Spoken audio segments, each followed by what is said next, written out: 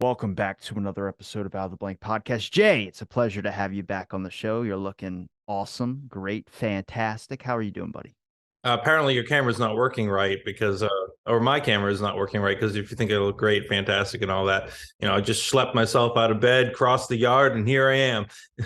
I will say that your windows are very bright. Yeah, it's the sunny side of the building at the moment. So I'm back. I'm very oh Don't you have like curtains, like blackout curtains or anything? I got some blinds. If you want to give me 1 second, I'll blind it. I guess we'll pause it. And we're gonna leave that in there. But Jay, catch me up. We haven't talked in what, almost 2 years now, I think. Two? Almost. Maybe 2 years. Yeah. So sheesh, what's new? I launched that. I believe last time I talked to you, I was mentioning a game I was working on. Yes, sir. That game now exists. I'm traveling all over the country with the game, and Before we were talking about it, was the working out the process of it. Like, I think you took it to one test to get it done, and then you were explaining a lot of the rules about the game and things of that sort. So what happened after that? Like, where did you go to first roll out the game? Like, if I was going to be someone that was going to make a board game, unlike Monopoly, where they capitalize on capitalism. capital. We I started with crowdfunding. I did a Kickstarter for the game, and it did great, which was scary. Kickstarters always scare me because suddenly you find out if the people that showed interest actually mean it, and sometimes they don't, and sometimes they do. And this time they did. The Kickstarter did great, and November I shipped out the game to everybody except for two people who still haven't given me their addresses. So their books are waiting, and I occasionally message them. I'm like, don't forget to send me your address. But other than that, so the game got shipped out in November, and then February I started my first gaming conventions, and now I'm being booked all over the country. So the fact that I'm actually home this weekend is kind of a miracle. When you went to your first convention, I would have to think that like a lot of people would be receptive to it because of the whole drop off of Stranger Things. People probably try to look for something else besides Dungeons and Dragons to play, and then that's where your board game comes in. So the first gaming convention I went to, I set up a schedule. I don't know if you've done gaming conventions, but usually there's scheduled games and people can sign up for games for that kind of thing. And I threw my game out there. I scattered some games in there, and they actually were filling up, which was awesome because it's like no one's heard of it, and I didn't know what to expect. So I went in, and I learned very quickly that going to a convention by yourself when you have to run games at one table and then work your vendor table at the same time is extremely difficult. Um, but essentially, what happened was I ended up having troves of people that were trying to get into the games to try it. Meanwhile, my table was selling out of material, and I had a lot of other game convention people reaching out to me to book my game at their shows, and it just kind of spiraled into a crazy busy thing. So I left that convention sold out of just about everything, and I had a mad scramble because I had another gaming convention 2 weeks later, and I had to restock everything. So it was like for 2 weeks, I was like, whatever I can get, whatever I can get. I can't show up empty-handed. Wait, when you left, did you go to like Denny's or something with all like, I mean, did you get money for people getting your stuff, obviously? So you went to Denny's, right? Oh, totally. Moon's over my hammy all the way. You had to call your wife. I mean, as soon as I would have walked out of there and would have had that, I mean, you probably weren't expecting that big of a reception of it. I mean, it's always Well, just she weird. was there on Sunday. She's actually she was running the table while I was doing the games, So you but weren't by she started yourself. What the hell? well, I started out by myself. Okay. She showed up like Um later, a little bit later. yeah. But she started texting me. I'm in the middle of like running a game, so I was kind of ignoring the texts. But she was like trying to tell me like we're out of this, we're out of that. I'm like, not that I could do anything about it. But yeah, so as I was walking back from my last game on Sunday back to the table, like three different people stopped me and like, I was gonna buy this. I should have bought it yesterday when you had it. And I'm like, what do you mean when I had it? And I got back to my table and it was just like decimated. I'm like, oh, what happened? Wait, It's so like yay and scary at the same time. on your way there, what were your thoughts going into your mind? Like, were you thinking like, I hope at least a couple people check out the game and everything, or did you kind of Oh, have like, before I went to the convention, yeah, I mean, rolling up there? I've never done a gaming convention with a game. So I didn't know what to expect at all. and it was definitely like surreal. Just the amount of people that were into the game and playing it. And by the way, anyone watching, the game is called Fae, FAE, and feel free to check it out. I mean, they should know about it. You got a whole damn comic series about it. Totally. So it just, so at gaming conventions, I have a hard time keeping up with the crowd, which is awesome and scary at the same time. So now I have like a group of about 12 people that can either run games or run the table. So they like swap in and out and come to conventions with me in order to help me manage. Did you do any studying before? Like, did you check out like any forums or anything like that to see if people had like maybe beginner experience or anything you could probably learn off of? Well, I have experience from Comic Cons, so I kind That's of a went different horse. thinking it was It's going a to be different similar. horse. It's such a It different is. It horse. is a totally different horse. But yeah, so I the Comic Con thing I felt like prepared me at least somewhat for it, but then it just in retrospect, I have gone back and started looking at things I probably should have looked at before I went. But yeah, it's been good. It's I think from what I've looked at from other people, everyone's journeys are like kind of their individual journeys. Like they're always a little different for everybody. Now, did you have any problems when you were setting up at the convention besides just running out of material? I mean, like actually setting up before we get into people going and getting your stuff. Other than the confusion that the spot I was supposed to have was taken over by somebody else, and they had to like they bumped me from that spot. Oh Moved me God, it's like being in a movie theater and someone's sitting in your seat and you're like, do you want to have the stones to tell this person to move, or you just want to move to the seat beside them? Yeah. So other than that, it was fine. It setting up and everything. It felt like a regular like Comic Con. There's my wife passing by, trying not to be I noticed in the noticed. background, I noticed it. I'm sorry, I noticed. and I pointed it out right now on the stream. I know, So yeah. that was my wife. But so all right, so with the convention, so when you left there, so what like I mean, obviously you had a good reception of it. So what'd you do when you get home? Did you start booking and looking for other appointments or other areas that they'd be booking open Well, spots? I already, like I said, I had another gaming convention 2 weeks later. So I got back and I was more concerned with making sure I could restock everything and have more because I didn't want to run out at the next convention, you know? So wait, So what I spent 2 weeks assembling game modules and restocking material and prints and books. And it was like a mad scramble to make sure I was ahead of the next one. You know what I mean? so where'd you have to go to get your resources? Um, Various places. So my books are printed in the United States, my rule books. So I'm able to get them fairly quickly if I need to. I don't have to like wait for a ship to bring them over from somewhere else.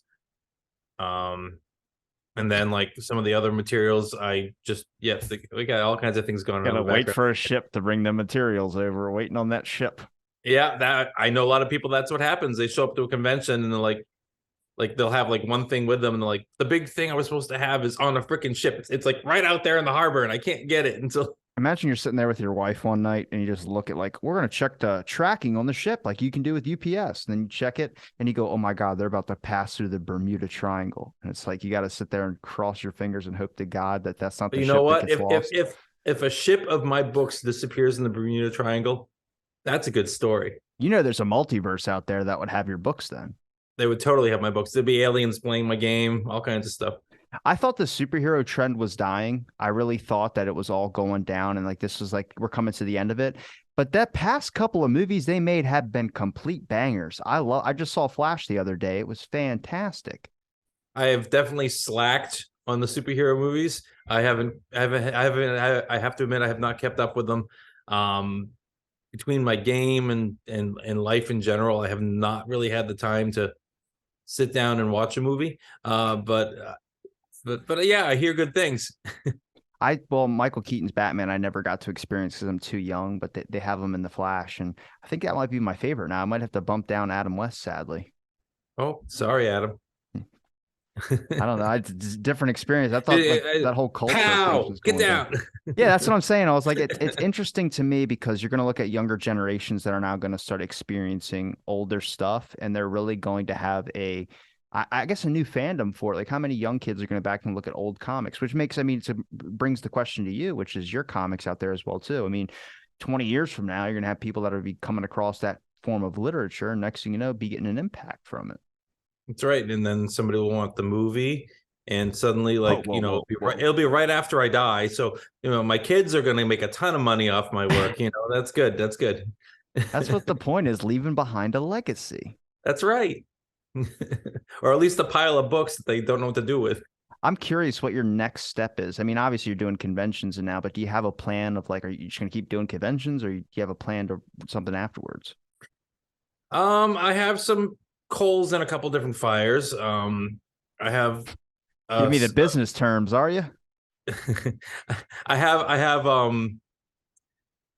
I've been negotiating possible pitch for either movie or TV series based on the World of Fae Would you want it to be with a a movie? production company. Would you want it to be a movie? Yeah, why? Yeah, I like the universe of it to be accessible to people. Like, there's only certain people that read comics. There's only certain people that play tabletop role play games, and then if it was able to branch into film, I feel like there's a whole new circle of people that would be able to experience it that normally wouldn't. Kind of like the Dungeons and Dragons movie that came out recently did. Way better than Dungeons and Dragons movie. Way better, I way haven't better. seen that one either. Yeah, see, you're out. You got to study up on some of that stuff because I'm some of that totally stuff, slacking. that's what scares me about the market, is because like I would like to see newer things get made, but I haven't seen a whole lot of new stuff. I mean, the Flash movie is new, but Dungeons and Dragons movie is new too, but there's a lot of things that are usually the same thing on repeat, like Superman movie for like the 15th time, Spider-Man movie again, something else, or Wolverine as long movie. as that's what people go watch, that's going to be. I mean, there are new things out there, but a lot of times you don't even know what they are because the marketing isn't the same. Have you been using social media to help boost your board game at all? I definitely should be doing more of that. In fact, I kind of want to find somebody to do my social media because I am terrible at it. Um, I it's time I usually do not have. I'm getting onto like a podcast, like your podcast is like bonus time, but like actual social media stuff. I have social media accounts for it, and I post things occasionally, but I definitely don't use social media to the level I should be. Would you be happier if things just kind of lined up for you rather than you have to book every single thing? Because I've experienced that problem most of all. Is like booking stuff is like the most difficult. I wish it would just line up for me There's a rather than. lot of full-time jobs involved in launching, running, creating a game, like the even more so than the comics. But it's like, so I am like, the full-time writer, the full-time artist, the full-time game master, the full-time marketer, the scheduler, all these different things that I got to do them all. But I'm getting to the point. It's getting bigger now. I'm definitely going to have put together a team. Like I said, I do have a team of people that go to conventions with me now. So if I need assistance at different shows, I have different crews that come out and help.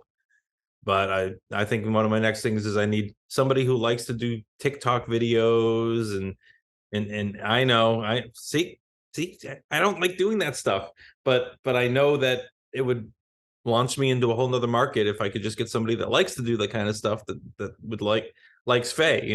Well, that's the issue. It definitely gives you exposure. It's just about like interaction. Like a lot of things to keep boosting growth is through interaction of stuff. And the best spot you're going to get, especially with a board game, is not through social media. It's through actually meeting people and them getting to know you. I mean, how Right, many and people getting to at those play the game. yeah, how Yeah. many people at those conventions had things that were actually appealing, but then when you go over there and trying to associate, there was just they weren't connected to you. You know what I mean?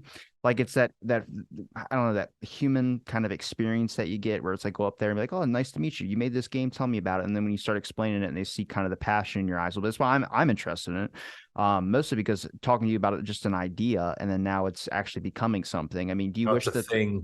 yeah, do you wish the process was like a little bit of more of a trickle rather than just like how much boost of a growth are you seeing? Like everything, if your time is so limited. um, so obviously it spikes during conventions. Um, but even like it's kind of cool that I can wake up in the morning and just grab my phone and check my emails and like, oh look, made a couple sales overnight. Well, I made money in my sleep with this game. I know that's the dream right there. Yeah. Literally. Yeah. So it's it sometimes it feels like it's going real fast, and then it just like can abruptly stop for a little bit, and it's a roller coaster. Have you been reached out to by any like giant corporations to see if they'll buy your game or buy you out or something?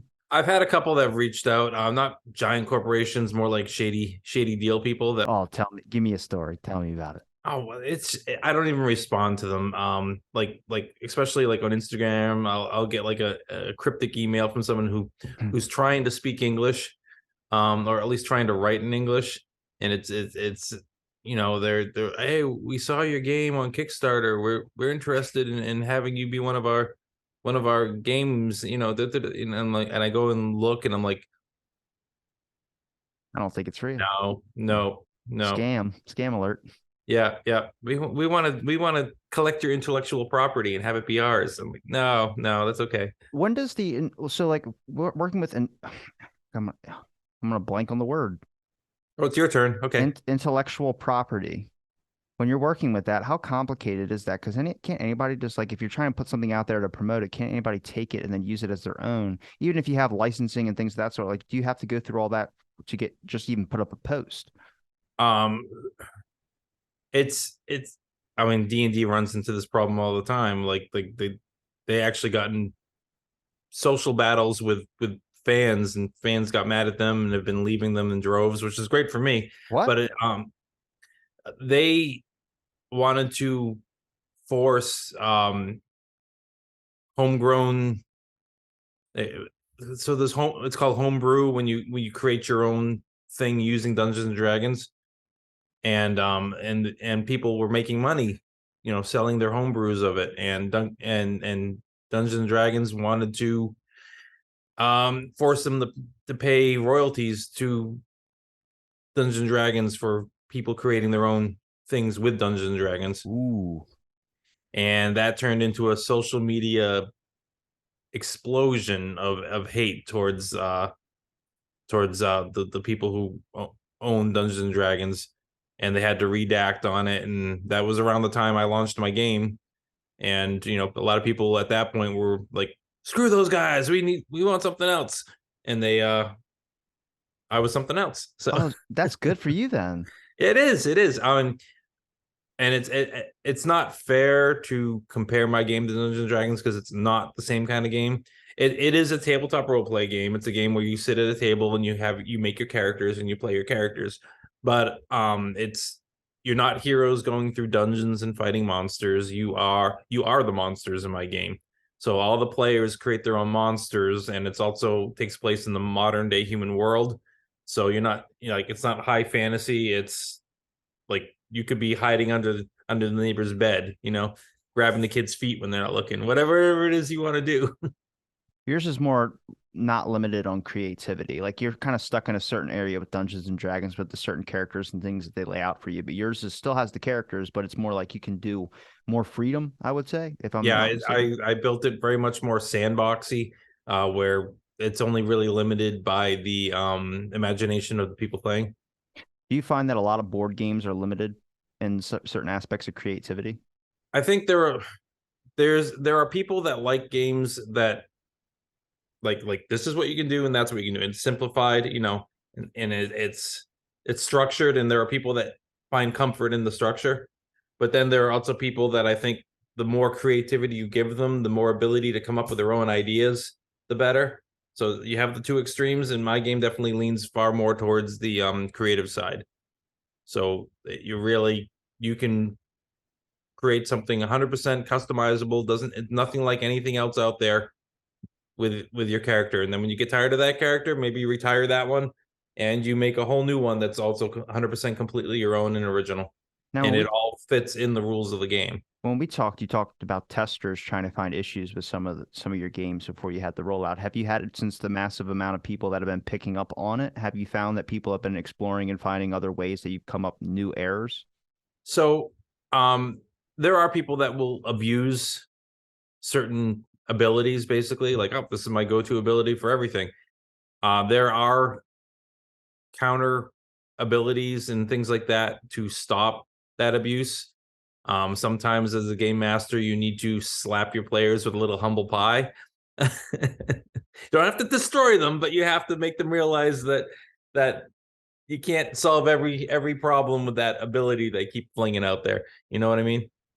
You appreciate that though? Like there's some games like Yu-Gi-Oh, for instance. There are people that have got like insane like cards that are just basic ones, but they're literally too overpowered where it's not even about playing the game anymore. It's just about there's just this winning mentality that starts happening because nobody likes to lose, but then it also takes the joy out of the game when you can only make it 4 turns in it. It's like, well, we are over in 2 minutes. Right. So Faye doesn't have like a real specific winning end game.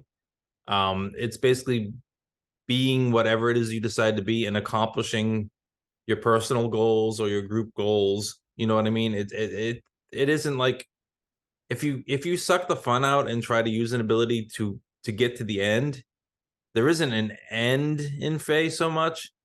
So you're kind of just ruining the fun for yourself and the rest of the people in the group if you do that kind of thing. Uh, those those kind of players are probably more apt to these more structured, regimented rules kind of systems. You After you rolled out your game, did you have any improvements that you wanted to add to it that maybe it might have been too late?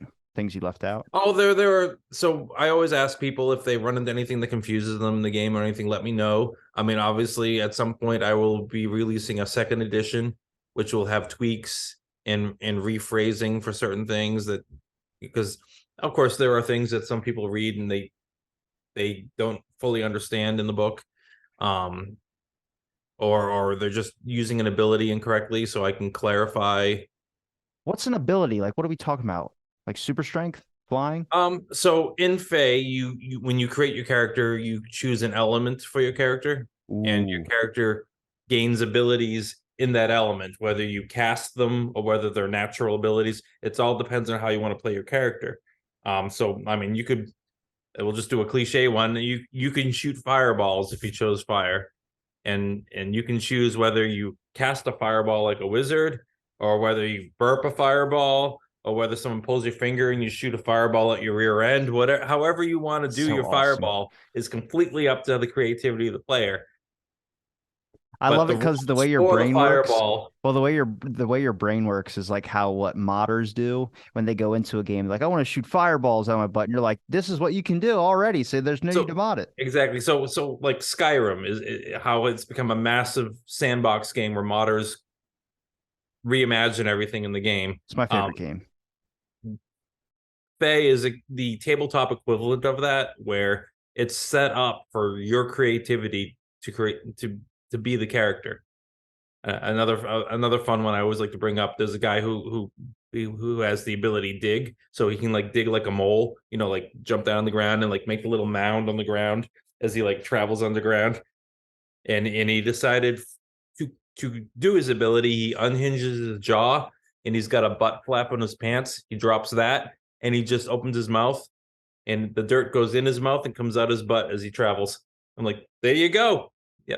So it's that follows the same rules that you would do if you just had big claws and you just dug, or whatever. However you want the ability to work, the game is designed so that you can create how you use the abilities. The abilities are there and they have rules on how they work, but how you do them is about that's what the creativity of your character is all about. You know what I mean? Do you have any negative reviews when it comes to people that want structure or want an objective? I've come across that a lot with like certain individual preferences of friends. They're like, well, what's the point if it's just you just do this all day? I was like, it's the Minecraft's a free roam. Like you just have fun, but people don't like that. So there are people that, you know, like diehard Dungeons and Dragons players, um, who can do certain things in Dungeons and Dragons because there are a million rules and they can get pretty complicated. This game does not necessarily have all those types of rules in it. Um, One of the main things I want to do this game is make it accessible, so you can just play it instead of having to sit there and read 300 pages of rules in order to try to figure out how to play it. Once you learn the basic mechanic, you can just play. But for some people that are like diehard rule people, they might not like that I haven't developed a rule for like hiding behind a wall and shooting over the wall and like bonuses for different like added complexities. So I mean, you can add your own complexities to the game. Um, I'm not saying the game's dumbed down. I'm just saying it's easy to understand. And if you wanted to add your own high detail complexities to it, you certainly can. But I kept it simple enough that you can take your friends that don't normally play an RPG and you can just sit down and just play. Like all right, I'm going to show you how this works in about 5 minutes, and then we're just going to play. Not this weekend, but last weekend I sat down at a table of 7-year-olds. There were 8 of them, and we played. And Did they it beat you? actually, hmm? Did they beat you? Oh yeah, they kicked the crap out of me. They were awesome. Once it took a few minutes, like we were actually making characters, which was like extra tricky with a swarm of young kids, but they all made the characters, and then we did the your turn, like right across the table. Everybody got a turn, and once we got moving with the game, they were playing, they were having fun, they were doing crazy stuff, they were being creative, and it was awesome.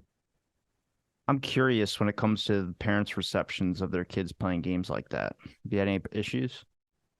I think it's a different. So when I played Dungeons and Dragons in the early '80s, um, it It was demonic. You couldn't play it. oh yeah, I had people that were like, "Oh, Jason's a Satanist. Oh, what are you doing? You Oh, can't go." what? Wait, Yeah, yeah, wait. yeah. There were religious people that really just thought that playing Dungeons and Dragons meant that I was a devil worshiper. Are you? Fortunately, we don't know. It'd be a But cooler podcast if you were. yes, I am. Just call me Lucifer Jr. as I spit all over my keyboard. Blah. Um, but oh, my wife says I'm more evil than that. So I'm the evil you don't see coming. All right. I shouldn't say that. Yeah, don't say that. Go. All right. So parents' reception. All right. So uh actually it's been awesome. I've had adults at gaming conventions that have bought the game and they bring it home, they're gonna play it with their friends, and their kids see the book and they've actually said, you know what? I started playing this with my kids. So like I think the reception has been like, this is a game that is not so complicated that you can sit down and play it with your kids, you know?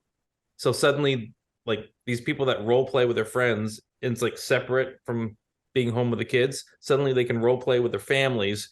And a lot of people have picked this up as like it's almost like family game night. We're gonna play Fate tonight, you know? It's So it's interesting. it's been awesome. I'm curious when it comes to would you rather want a movie or would you rather it be installed as a game like World of Warcraft? So the downside to a game is suddenly, you know how I talked about how it's up to the individual to create how things work for their character? Yeah.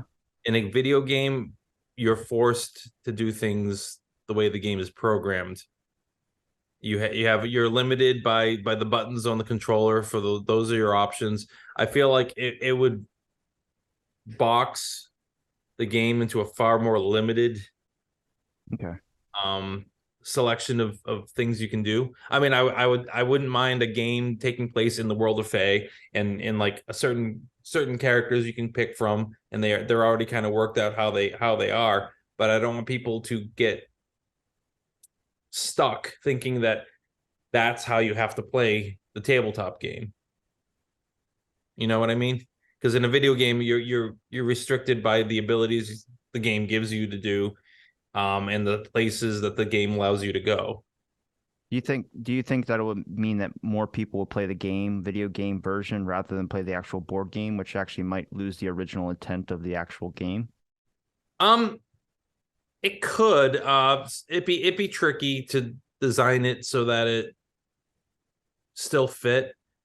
Um, because I mean the world is developing. It's when I first wrote it, it was just like the basics, like all right, you are fake creatures, you are hiding amongst mortals. But now, like I'm working on the first expansion, I'm starting to like delve into the lore of what actually happened and like the rise of Christianity. and when they officially accused anyone of affiliating with Fey creatures as witchcraft, and they were executed. Dude, wait, explain that, please. So I'm working. My first expansion is going to be called The Forgotten, and it's basically focusing on Fey creatures that were left in our world when the Fae left during the Renaissance and the rise of Christianity.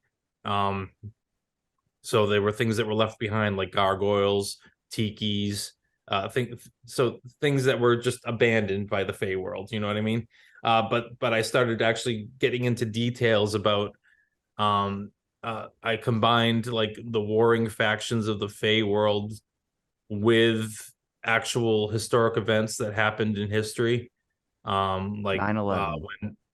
when it starts back when Augustine brought Christianity to the Romans, and all that kind of stuff, and talking about how suddenly, like, the Fae were the gods, and suddenly they were being pushed aside, and their temples are being destroyed, and other things are being placed up as gods, and like some of the Fae things that were kind of allowed to intermingle, like gargoyles were put on churches, things like that. Like there were things that managed to slip through the cracks and be part of that, but for the most part, it kept getting pushed away and pushed away. And then it talks about like the Fae powers that be that wanted it to get pushed away, because the ones who had power were losing power, the less human interaction there was. So it was like an opportunity to take over, that kind of stuff. But I had a lot of fun starting to mix it in with various historic events that happen in the human world. When do you come up with this inspiration for that? I mean, are you just going off? You're not obviously not going off some of the work you already have out there, but do you just get random interesting ideas or interesting storylines that could be expansions? So one thing I like to do is I'll read like old folklore. I'll like look into the history of old folklore and old creatures and where they were, and then I find a way to connect it with the world I'm creating so that it's still accurate. Like, yes, this is the thing that happened, and this is how it fits in with the world of my game. You know what I mean? So it's very much it's fun picking up these historic, like, I love researching the history of Fey creatures and mythology and all that kind of stuff, and it's fun to take pieces of that and find a way to make 100% total sense that it was there, and how it is affected by what's happening currently in my game. When it comes to one of your favorite Fey creatures that has like maybe an interesting story, what's one of them? Oh, I've been partial to imps. It's Okay. one of the playable races. You're small. You're usually red or brown. You got horns. They look like little devils. They got the little tail with a little spike, claws and teeth. They're usually But stealing gold or something. hmm? Usually taking gold or taking something from somebody. Oh, they thrive on villainy, so that they love to be evil. But the fun thing I created for them in the modern day world is their idea of evil is a slight nuisance at best. Oh, I thought Jehovah's They're, Witness. Damn. the best way to compare it would be have you watched any South Park? A little bit. Yeah, I was watching some Do you, yesterday. do you do you know who Professor Chaos is? Butter's alter ego. Yeah, Uh, he's basically like an imp. Like they'll turn a hose on and think I'm gonna flood this whole place, and and like just it leave it doesn't work. on, Yeah. and just like walk away like, yes, my plan it's all coming to fruition. Or they'll What's tie shoelaces together, or what's their backstory? Did you give them a good backstory? Like some yeah. So I looked back as to where they came from religious texts and stuff like that. Actually, every race that's in the game, I have a paragraph about like the origins of that race. Um, I could pull it up. Oh, look, I happen to have my own copy of the book right here. Let's see what it says about the imp, shall we? I'm curious what your book looks like. Well, this is just a printout, but I can Why do actually you have grab a book book. Why do you have Elmer's glue on your cabinet? Or It's wood glue. you've been 'Cause I built sniffing stuff. that? Is that's what's causing the It's wood. Yeah, I'm inspiration? sniffing wood glue. That's crazy. It doesn't do anything, but I sometimes get wood Industrial glue on my strength. nose. It's original strength, actually. It's not even the industrial strength. I meant compared to normal glue. That wood glue will get you there. Let's see. Imp. So the history originating from Germanic folklore, the imp was a small, lesser demon. Unlike the Christian faith and stories, demons in Germanic legends were not necessarily always evil. Imps were often mischievous rather than evil or harmful, and in some regions they were attendants of the gods. And then, if you want to see, Damn, dude, that's such a badass. I mean, I know it's the binder of it, but it's just the artwork. yeah, I so this is my print up that I did before the books came out, and I just this is what I use for my reference, my binder. But yeah, the book's a hardcover book. You have it? Because I'll pause it. You can go show it. Yeah, I'll grab it. Returned. Hello. So this is the book. Oh, with the light shining behind it. Oh, Laminated and everything. Look at that oh shiny new yeah, cover. yeah. It's full color. Everything you need to play the game. Ooh, all the different kinds of creatures you can be. I'd like a signed copy just in case you get super famous. I get to. I can I hook knew you up. him I when. know a guy. We can make this work. Animals, yeah, in case you run into animals. I mean, if you knew a guy that knew as many people as Dom knows in Fast and Furious to get all those cool cars. Oh, you know the guy with the car guy? Look, I watched the latest one they had out there, and I'm sitting in the theaters, and I'm like, how are they going to wrap this in 2 minutes? And my buddy just goes, they have two more movies, and I go, oh my god, I can't anymore. I'm done after this. The 10th one was a tap out for me. I couldn't do it anymore. Oh, the only one I've ever seen was Tokyo Drift. That's the And best I've heard one. it's the That's the best one. Is it the best one? It's the best one. Okay. I like all the bad stuff that like people said the Flash was going to suck. It was fantastic. There was just a couple scenes that are probably going to get a lot of controversial opinions on. They had a scene where a bunch of babies are falling out of a skyscraper. Oh, sheesh. Yeah, and he's like saving them, but he's saving them and like really it just not it just doesn't like you watch Does this and not you're look like good. even like when I was watching it, I was like, yeah, this is going to be a problem. I found I felt uncomfortable with it. I don't know why. It made me question things about myself. You're sitting there watching babies fall out of a tower, I know, and I'm like, why do I? thinking, what am I paying money for this? What? Yeah, like the beginning of Dark Knight, I don't think beats all movies basically. But I did like a lot of the references. Back to your thing. That's why I'm interested in how you're pulling out like Christian stuff and putting it in the game. I'm wondering if you're going to get any controversial takes about that. Do you have a fear of that? I mean, I don't poo poo. I'm very careful about like I'm just stating the facts of when when it rose in popularity and when like monarchs were using it to enforce things on the people, and talk about how some people gravitated towards Fae and stuff in those times, like in the medieval times, because it was something more tangible for them. I mean, like Christianity was like the king would show up with his gold and his wars and stuff like that. That's big and scary. And then like the pagans, like the poor folk that still believed in Fae and stuff like that, like that's in their own gardens, that's in their backyard, that's more personal for them than like the almighty, the way the monarchs were presenting it and stuff. You probably haven't, but have you, or would you be open to academics being able to view your work and see if they can try and do a research study on it? Like, I would like to know the percentages of people that are drifted towards certain characters with certain stories. Like, what's their personality or what's their background or interest in? Like, why did people choose imps? Why did people choose whichever creature?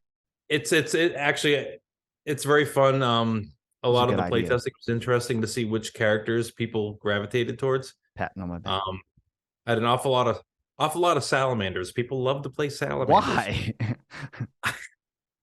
And that's where the study would be really interesting. It's mostly Florida. Just Salamanders are probably one of the most popular races people kept picking. Could you give me the list of races on there? Oh my Just goodness, that's 35 of them. You really want the whole list? okay, here, give me 10. Give me 10. So I didn't just so these aren't like, these are based on folklore, not so much on like Lord of the Rings or Dungeons and Dragons, that kind of thing. What's the folklore? But I actually drew a lot of them from not necessarily European folklore. There are things from other cultures here. Just so you know. So, um, first of all, the first category are the different kinds of elves you can play. And the first one up is called the Darkelfor, which is the original name of Dark Elves. So you can play Darkelfors.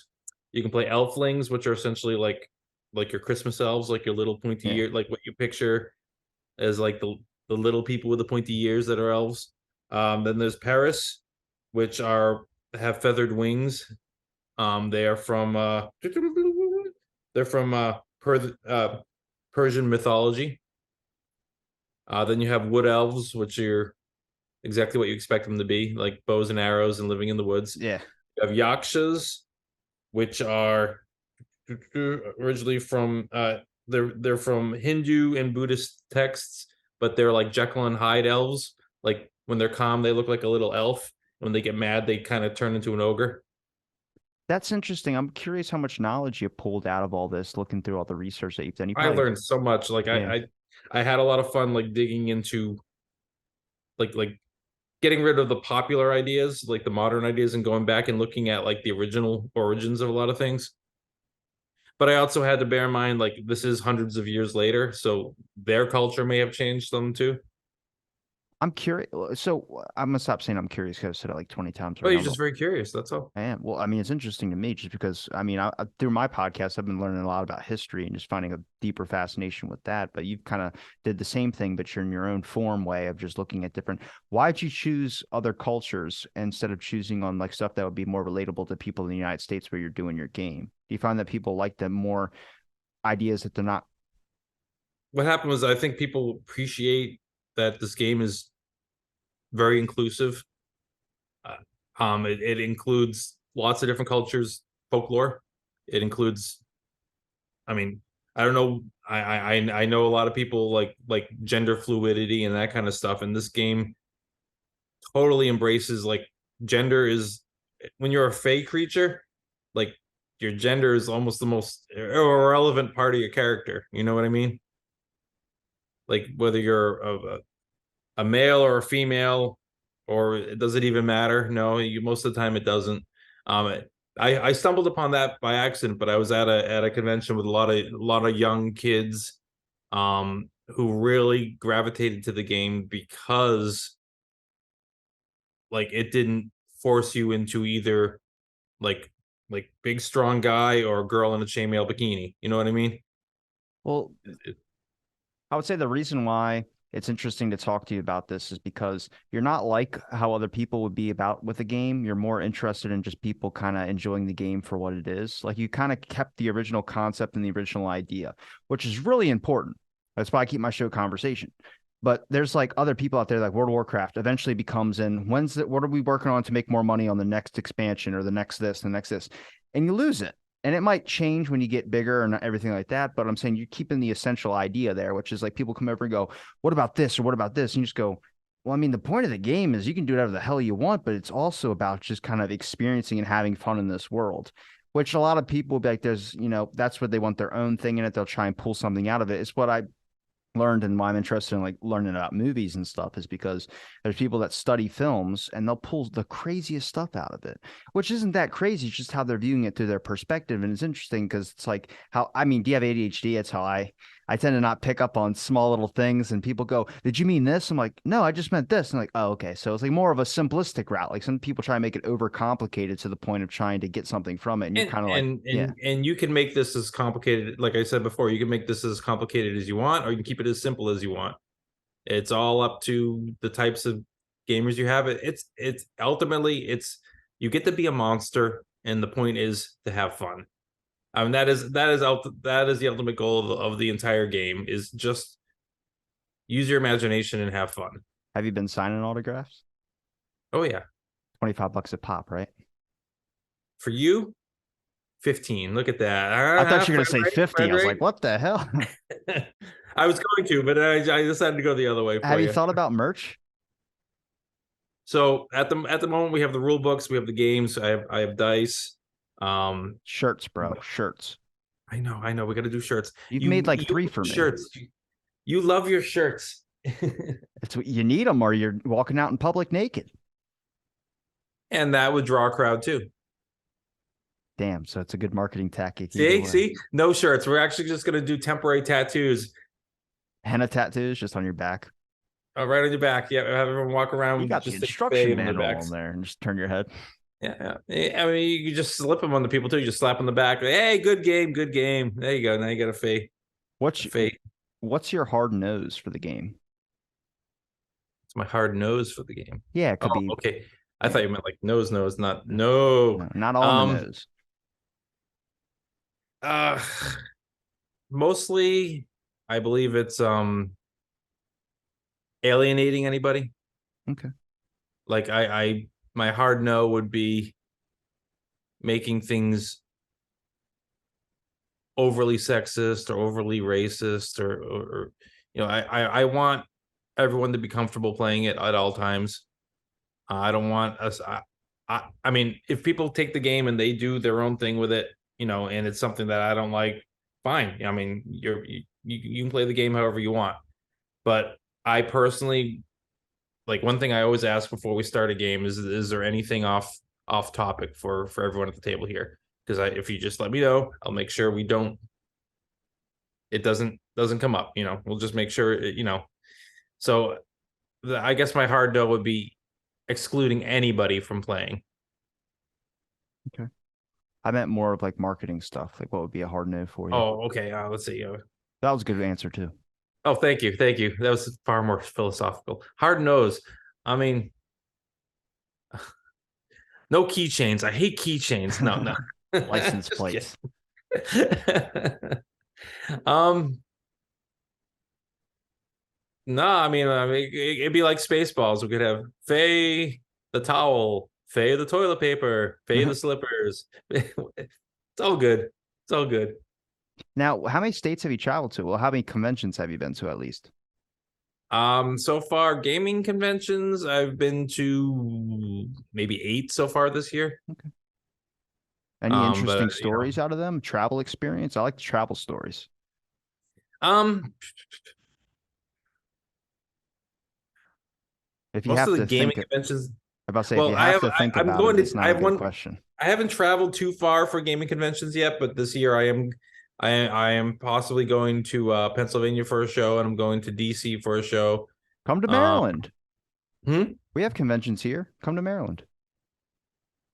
Hook me up with the gaming convention there. I'll come down. I got to see when our next Yeah, Comic we went to Con is. Maryland a couple of years ago for a horror convention. Was it last year? It was beginning of this year. Beginning of this year. It was. Damn, Really? you came here. You didn't even message me. Wow. You're so busy. You're so busy. What are you talking about? I never leave my house. Well, I don't even know where you are right now. Is that your house? Kind of. Maybe. It's a neighbor's house. I like to just break into Just people's break homes into the basement and do your just podcast down record my podcast. I need the Wi-Fi. there. They have good Wi-Fi. Good job. Now, a more important question out of all the questions is what are you doing for self-relaxation? What are you doing to balance out everything that you got going on so you still have some time to do other things? Yeah, time. I mean, spending time with the family. Don't say that because your wife's in had the a room. nice Father's Day Give me a cookout real yesterday. answer. Yeah, Huh? you had a cookout? Yeah. I'm actually so on a personal like I'm also been enjoying trying other games. I've started collecting like the little miniatures and painting them, things like that. Just to take a break, like just play somebody else's game. It's been kind of nice to experience some other people's ideas. I didn't know that was a thing until I have like a bunch of friends that have these little collectible things that they paint and they put them in their homes. And apparently it's like a thing. I thought it was like you don't even play with them. Yeah. I mean, it's a. I'm just at the edge of the rabbit hole. I didn't jump in. I got some, but like some people they end up with like billions of the things, and I'm like, nope, that's too much. I've seen But I glass do enjoy cases. gluing them together and then painting them. It's relaxing. It's nice to like sit back, watch a movie or something and just kind of paint the little things. I'm not very good at it yet, but Keeps the mind busy a little bit. Enough to where it doesn't feel like work. Right, That's right. the real So trick. that kind of stuff. I'll take a break with that, or um, next year we're going on a cruise, so I'll be forced to get away from the work, and I'll have to just sit and relax, which you pretty much have to force me to do it. So Was it that'll diff probably be a good thing. was it difficult for you when the game started kind of bumping up in numbers a little bit for you to be able to manage all the input that you're getting? Yeah, I mean, there's always. I wish I had more time to do more things with it. Like you had mentioned, social media. I wish I'm so busy working on the core of the game and running games and the expansion. It's like I can't think about like making short films and all that. I wish I had more time, and I wish I could keep track of all these different things and keep them all up to the level I'd want to keep them at. I would have to think with short films like animation trailers would be pretty good for the game. Yeah. Do you find that your writing's going by the wayside since you're doing a lot of stuff for the games? Well, I'm doing a lot of writing with the game too, so Okay. I feel like I mean, it's a slightly different kind of writing because I'm thinking of ways of creating engaging scenarios for players. But I'm still doing a lot of writing. I'm enjoying doing the historical research and tying it in. Um, Is there is there an area of history that you would like to go into besides like I mean obviously we mentioned the expansion that the idea, but I was just talking about like is there an area that you would like to go into deep into mythology, hopefully in the Greek mythology section? oh, so yeah, in the future, I'd like to do like a book that focuses on different mythology. I'd love to do one on like Japanese folklore and Greek folklore and Egyptian folklore and you know Babylonian folklore, Aztec, Mayan. All I would love to just like do a book that focuses on like these particular cultures and how the Fae thing existed there, and you know. Is there anything with other universes? So I haven't delved into that yet. I do have some ideas for some other universe kind of scenarios, but I don't want to fall into like a the multiverse thing that the comic people Oh, what? are Come swimming through. on. Then I would feel like I'm just jumping on the train and I get I gotta that. find my own way of getting there. You know what I mean? I mean, I get it, but it's just the multiverse thing is just so damn interesting because it's just like if it is possible and then that kind of doors open up. The issue with that is that then anything is possible, which is like the point of your game. Obviously, you talked about anything can be possible. You can, anything you really think it, you can put it on there. But it also becomes really, really severely if you think about the anxiety that rolls with that. Because then it's like, well, in this dimension you die, but in this dimension you're fine. It's like, well, how are you going to invest into a character? Like, do you feel like with so much freedoms, it's really hard to invest in a certain individual aspect of it? Like we talked about how people like that individual aspect of it. If you have a thing, or if you're like Diablo, for instance, you play that game, your character dies, you retire him up on the mantle if you're playing legendary. And it's like that you can never play him again. And that's hurtful for a lot of people that invest so much time and money into their character. Yeah, it's part of the gamble. I think the adventure, you know, having that like as a risk makes you more invested in the character. I think a lot of times, like if you're just you like, it's like when you're watching a movie and you have a character that for some reason just can't get hurt. You know, just never like just doing impossible things and she keeps walking away. It's like the stakes aren't there. It's like, well, then why am I concerned about this character? You know. Yeah. Now to the book. Back to the characters. You were listing off a couple species. We only got a couple done. So we got through the elves. The next category is the stouts, which are your short characters. So we have the Chloricon, which is essentially like a leprechaun, only. That drinks, steals people's Yeah, you know moonshine. what a And Chloricon yeah, I is. know Yeah, that one is. okay. I did an Yeah, episode on it a while back. yeah. Dwarves, gnomes, leprechauns, and Menahune, which are actually a short dwarvish type character from Hawaiian and Polynesian folklore. Then you have your fairy folk, which of course, you know, if you're gonna have a game called Fae, you got to have your like little winged characters. So you got your brownies, your fairies, your pixies, your pucks, your sprites, and your will-o-wisps. I think I was And then we called go all into those in high school. the But I think I was called all those in high school. All of them, including Will-O-Wisp. Yeah, well, it was. Will-O-Wisp, nice. So then you have your unsavories, which are more of like your monster things. You have your ballybogs, which are like your swamp monsters. You have your boogies, like the boogeyman, goblins, gorgons, imps, kobolds, and we're going back to old school kobolds, which were dog people. That's what they originally were before D&D turned them to dragon people. What's I the don't know why that happened. what's the drawing on that one? Do you have a drawing on that one? I do. Oh, that's pretty sick. Looks like an otter. Yeah, he's a little otterish. So I have some people that have been playing a pack of kobolds called the Dirty Dogs, and they're like a New York gang, and they all pick a different kind of dog that their character is. So like they all look like different kinds of dogs, but they're humanoid. Mogwais you can play, trolls, and then we get into the mystical creatures: banshees, drakes, dryads, earl kings, which are deer people, fawn, nymphs, salamanders, because they are the super popular thing to play. I What don't know what why. what have you seen someone do with the salamanders? Like what's interesting or extreme? Um, Actually, they've been kind of like Ba- they haven't been the Basic? extreme characters in the group. I think it's just because they think you can look like a regular lizard, so you can kind of get away with running around people. Do those get extra abilities like swimming abilities, climbing abilities, anything like that? It's the same thing as the other Fae. You choose an element, and you get abilities, in that element, and how you cast them is up to you. Do you find that more people are just attracted to which, like, do you have any designs that you spent more time on? Individual characters you spent way more time on, maybe? Like, maybe you thought of an idea and you wrote it down, but you couldn't draw it that well. But then there's another one that you drew a picture really, really well for it. Do you So find more the people? salamander is pretty cute. So I think that probably helps people decide to play it. Oh, yeah, 100%. Yeah. See, you want to be a salamander now. Yeah. I want to be a salamander. I want to see the swamp monster one. Oh, the ballybog. That sounded pretty cool. Ballybog, going back to ballybogs. I swear to God, if it's a half-ass design, I'm going to be pissed, Jay. That's pretty cool.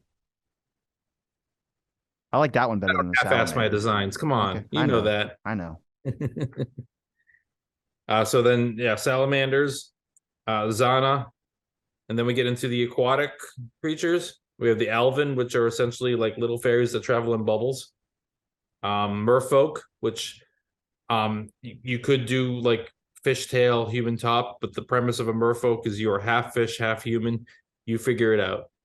Dude, that's sick. That's sick. Oh my God, what would you choose? A human head or fish head? It's up to you. Or Or you what could would be you like a choose? human head with fish eyes. You could do all kinds of weird stuff with it. Does it It's have to be like where my arms are like fins too, or do I have like the full freedom of it's like up to you. just the Like the face? whole idea with the merfolk is you're designing a character that's half fish, half human.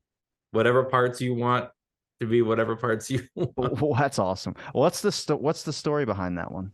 Well, I mean, merfolk. Yeah, they were from mythology from all different parts of the world. And it talks about like female merfolk were referred to as mermaids, and they would lure sailors to their death. That kind of stuff. And then some cultures believe them to be beautiful, other cultures believe them to be ugly. But I just expanded the merfolk to include it's basically fish people. So I decided because a lot of times like having a fish tail, it's cool if you're doing a water adventure, but if you want to be a merfolk on land, that's a tough one with a fish tail. So I mean, you could have legs, but now something else has to be more fish. And maybe you have scales all the way over your whole body or something. I don't know. I'm curious if they have a potion or anything that causes them to be able to be on land, switch characters even. Do you have a character switcher where someone could have like for a certain mission? So you can change your appearance. There's like illusion spells. You could look like different kinds of things. You know what I mean? So I mean, you could be a merfolk that looks like. I mean, you could look like a deer if you wanted to. Yeah. What's the swamp monster story? I got to go back to him because I'm interested in him. Back to the ballybogs. Yeah, it's probably my favorite so far. So ballybogs are from Irish mythology. They are said to be fae that live in peat bogs and mud holes. They are small and covered with mud. They have no neck and have long, spindly arms and legs. They're said to have communicated with grunts and slobberlings. They they basically look like a mix of seaweed teeth, eyes, and claws. Where did you get the myth for that from? Irish folklore. They have an Irish folklore of swamp monsters? Yeah, That's interesting. and they grab people and drag them into the swamps. They were blamed for people drowning in swamps. Huh. Why? Because people just didn't want to admit to their own stupidity of dying in a swamp? Yeah, a lot of faith things were created in places where people would die, and they're like, "Oh, we blame this thing for that." So a lot of it comes from like deadly locations. Do you have Bigfoot in there? I not as a playable race. In the first in Forgotten, the book coming out, you're going to be able to play Yetis. There's actually different races of Yetis. That'll probably be the character I picked then. I'm a big Cool. Yeti guy. Yeah. So there's I actually discovered there were a bunch of different kinds depending on Well, they like used to have ideas that Yetis, the myth behind this is them. one of the Yetis here. Oh, that's a pretty cool design. What's his name? Chudy? Shooties. Yeah. There's three different species of. If you look back at Tibetan folklore, there were three different kinds of creatures in the Himalayas that they considered yetis. The big white ones, which were chutis. There's a even larger one that's black. I forget what it's called, but it's going to be a playable race. And there's small, like reddish ones. They were all considered different species of yetis by the Tibetans. So all three of them are going to be playable races. They were all abandoned in the mountains. They didn't evacuate with the other fake creatures, so they existed over long periods of time, hiding in the Himalayas. I believe the idea came, and then they were talking about that if like parents would scare their kids if they didn't eat all their vegetables, that this Yeti would come down from the mountains and pull them out of the house and take their children and stuff like that. Many monsters have been used to make kids eat their vegetables. I'd have to think so, yeah. And they would Sherpas, when the Sherpa would fall off the mountain, an excuse was that a Yeti had tossed a boulder or something like that at one of these Sherpas and knocked them off the mountain, which is interesting to me. I mean, do you find yourself believing in some of these myths when you start reading into them a little bit? Like you just start going, this one's weird, and you kind of look into it a little bit deep. Like Loch Ness Monster is still a myth. I don't know if it makes me more of a believer, but I can understand where the ideas of these things come from and why people did believe in them. Um, I find it really fascinating to just learn about like how these you can kind of picture how somebody just at some point blamed the puckwudgie for doing this thing, and then somebody else is like the what, and then it just turns into this thing that gets passed. It's an oral tradition that it gets passed down through their family, and then their kids tell their kids, and then it becomes a race. I mean, the X Files made a whole damn series on it. That's right. That's right. Yeah. To me, it's just interesting because when you're going through some of these mythology stuff, you're looking at things, but also you have the creative brain, which is like when you start reading something, you already start thinking in your head, what happens if it was like this or what it was like this? And that's what makes it good when you start writing it down because some of your ideas are just, most of your ideas are just golden. Thank you. Yeah, I'm really enjoying merging the historic folklore with the world I've created for my game. I really like being able to mix them together and finding a marriage that works. So like it doesn't go against the folklore of it, but it still fits into the story. You know what I mean? What is the most complicated when it comes to some of the lore that you have, not on individual species, but is there like, I would say individual characteristics, not characteristics. I would just say some of the history in it. Like obviously there's a culture built around the like a world. So when you're talking about the lore of the world, what is the mythos or what is the idea that I would say is the most complicated? A lot of Fey folklore in different cultures involves stealing of children. Okay. Why Whether do you they're do why does it always to be kids? because again, a lot of these monsters are created to scare kids into eating their vegetables, and I guess the punishment would be to be taken away by these creatures.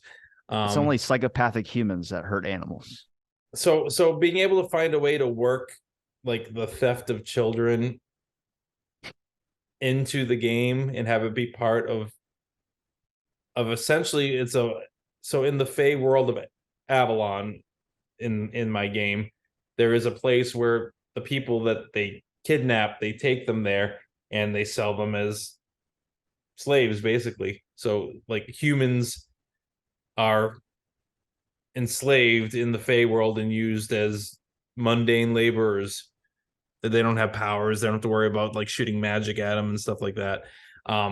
So I think that was probably one of the more complicated things is developing that.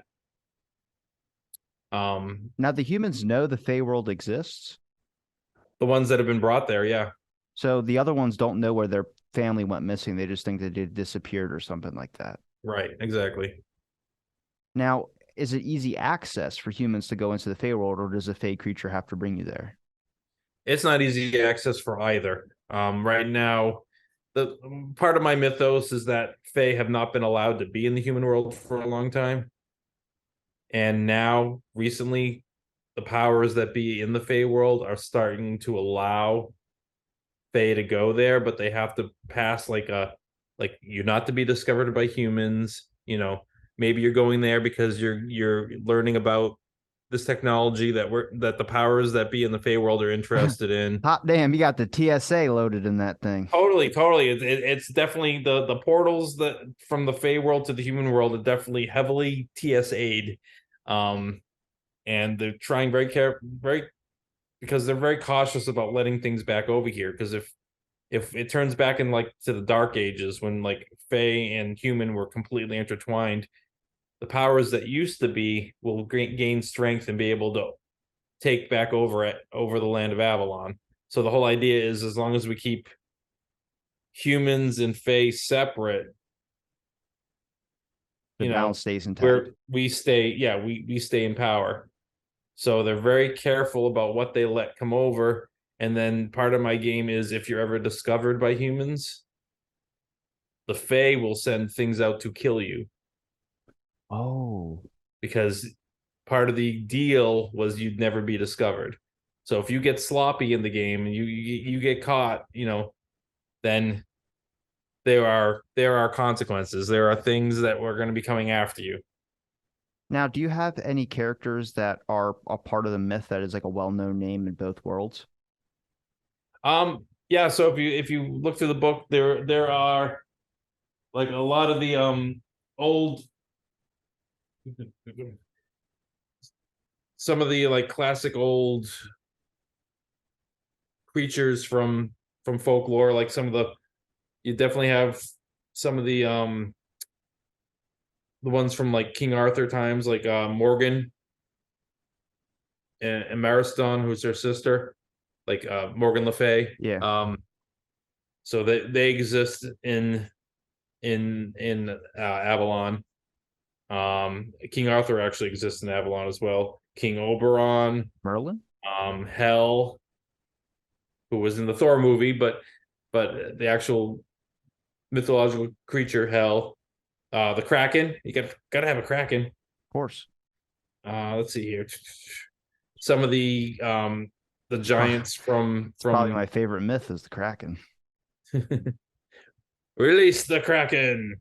Um, but it even includes like some of the giants from like Scandinavian folklore and stuff like that. So I made sure that All your I was trying bases were to like covered. include different cultures, phoenixes from Chinese and Japanese folklore. But yeah, so there are things, Erebus from Greek folklore. Now, if your character gets caught by some of those TSA people, if their character gets killed, do they translate into a ghost? Like, can you have ghosts in the realm, or do they have to start over? When they are destroyed, they are basically sent to Fey Purgatory, which is currently called Tiranog in the game, and it's basically a place of ultimate boredom. It's just blackness, and it's like for Fey creatures, it is the worst punishment, and you're sent there for until the powers that be decide you have paid your debt, and then they let you back out. So, do fey creatures like fully die? Yes, they can. Um, when they fully die, which means like they don't have any of their elemental powers anymore, they cease to exist. Not only do they cease to exist, but they cease to have ever existed. They basically history rewrites itself around them that they were never there. So it's a real like it can be definitely a big old mind f. So that's part of the fun on like things that have happened in the Fey world. There are things that have happened that nobody even knows about or can remember because it was wiped from ever existing. Which makes it even better if you have people that are on their own individual adventures. Yeah, yeah. So Okay. we can start like one of the things I haven't brought it up much yet. I just a little bit is undead. That's what I was gonna ask if there was like skeletons and stuff you could be as well too. So there's a dark history with mortals and Fae that involves the creation of undead back in the day. I would think But eating cats or but children the like a stuff homeless that person. happened like ceased to exist. Like what? So nobody actually knows, but it's still there, and I'm gonna start working it in. Like now that Fae are coming back into our world and magic is starting to happen, other things that nobody remembers, like undead, are gonna start waking back up. It's all about like waking up things that were forgotten about in the world. Now, do you have obviously you have seasons? I know from some of your comics you got seasons in there, but I'm curious if that affects any of the actual potential environment of the game when it's like a certain season or something like that. Like if you have a Well, certain yeah, I time. mean, Yeah. you can play it. I mean, you can play it anywhere in the world. Like you could be in Antarctica if you want. You could be in the rainforest. You can be in New York City. You can be setting wise. You can be anywhere, any weather, any time of year, any time of day. You could do a holiday special. You know, you could go to the premiere of Star Wars. Whatever you want to do.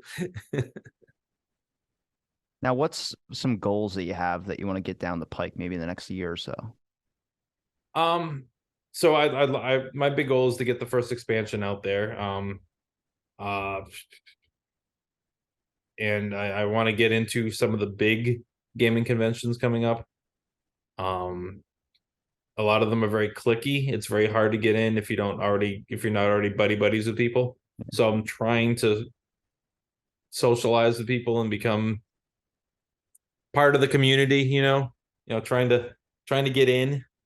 But that'd be nice to get involved with some like the bigger stuff. Okay. And for anybody out there that would be listening, would you want to promote your links or let people know where they can find your game, maybe be able to buy a piece or buy a copy of the game, and also any other links you like to promote? I know you don't use the social media as much, but Oh, I still have stuff. Yeah. So you can go to my website, which is www.edenparktales.com. That's my publishing house. From there, you can buy physical copies of the game, the comics, the books. You can also buy digital versions of everything through there.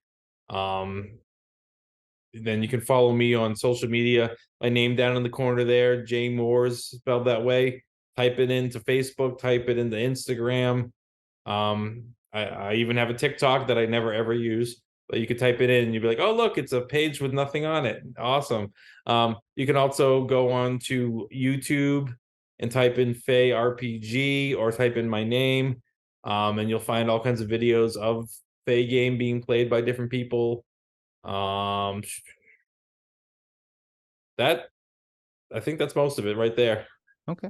Well, I'll Oh, make yes, and also I do a live stream every Tuesday of the game on Twitch. If anyone that goes on Twitch go to the Compound Gaming and Collectibles, they do a we do a live stream every Tuesday and they do live streams all week long of different stuff, but Tuesday's Fay night. So come check it out. You can watch me run chaotic games with a bunch of players.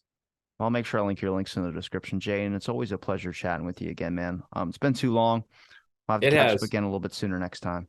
But thanks again for giving me the time, man. And thanks everybody for listening to this episode of Out of the Blank Podcast.